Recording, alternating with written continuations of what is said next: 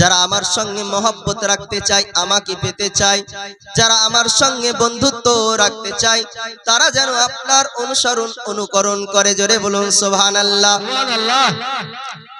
তো বেরাদাইনে মিল্লাতে ইসলামিয়া, কোরআনের আয়াত দ্বারা বুঝতে পারলাম যে আমি যদি আল্লাহকে রাজি করতে চাই তো সর্বপ্রথম আমার রাসূলুল্লাহকে রাজি করতে হবে।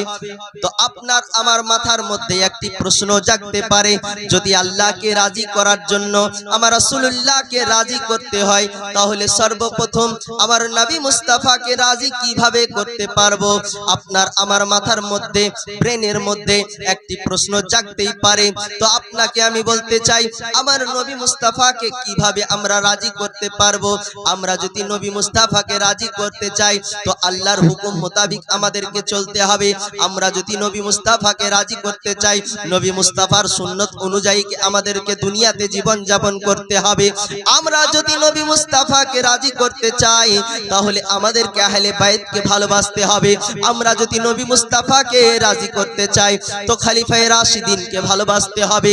আমরা যদি আল্লাহর নবীকে রাজি করতে চাই তাহলে সবথেকে প্রথমে নবী মুস্তাফার প্রত্যেকটি কল মোতাবেক আমাদেরকে জীবন যাপন করতে হবে।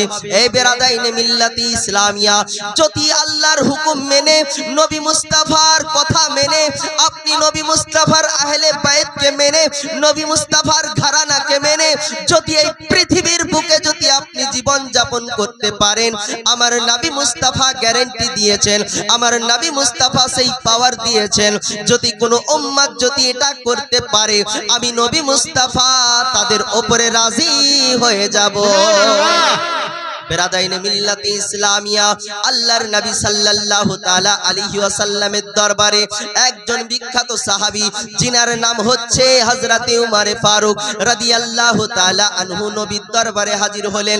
বলেন, ইয়া রাসূলুল্লাহ, ইয়া হাবিবাল্লাহ, নবী গো, ফিদাকা আবি উম্মি, ইয়া রাসূলুল্লাহ, আমার পিতামাতা আপনার পদতলে কুরবান হয়ে যাক।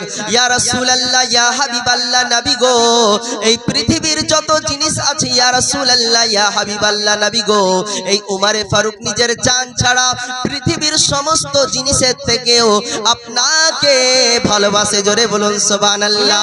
হযরতে উমরে ফারুকের কথা শুনে আমার নবী মুস্তাফা বলতে আছেন, উমরে ফারুক, কেউ অতক্ষণ পর্যন্ত পুরোপুরি মুমিন হতে পারবে না, অতক্ষণ পর্যন্ত মুমিন হতে পারবে না, কামিলে মুমিন হতে পারবে না, যতক্ষণ পর্যন্ত উমর আমাকে নিজের জানের থেকেও না ভালোবাসবে।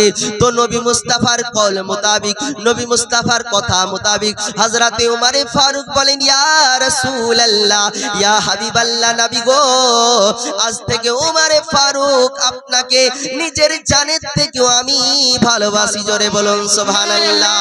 আমার নবী মুস্তাফা বলতে আছে, ওমর, এতক্ষণে তোমার ঈমানটা পুরোপুরি হলো, এতক্ষণে তুমি কামিলে মুমিন হতে পেরেছো। তো নবী মুস্তাফার হাদিস দ্বারা বুঝতে পারা গেল, কেউ যদি হাজার রাত্রি ধরে নামাজ পড়ে, কেউ যদি সারা রাত্রি ধরে পৃথিবীর সব থেকে বেশি নবী মুস্তাফাকে ভালোবাসে, আর জান ছাড়া যদি নবী মুস্তাফাকে না ভালোবাসে, নবী মুস্তাফার জন্য নিজের জানকে কুরবান করতে না পারে,